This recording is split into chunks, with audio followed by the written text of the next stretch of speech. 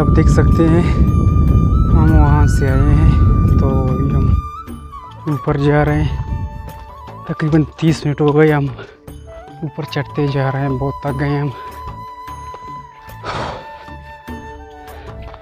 ये पार्ट का लास्ट है, अभी हम इसको क्रॉस करेंगे, फिर देखेंगे आगे क्या होगा।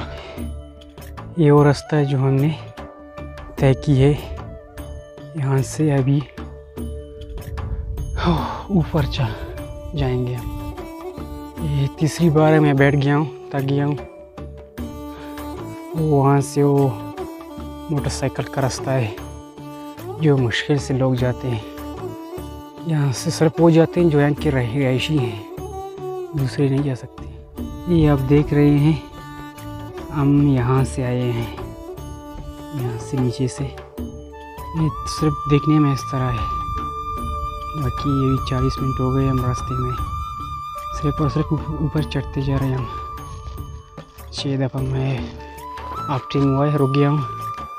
यहाँ से मोटरसाइकिल मुश्किल से आते हैं, यहाँ से सवार नहीं भी, सिर्फ धक्के के ज़रिए यहाँ से पार करते हैं।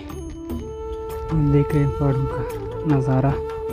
अभी ऊपर भी जा रहे हैं अभी तक, बाकी है रास्ता। ये मेरा कज़न है, ऊपर जा रहे हैं।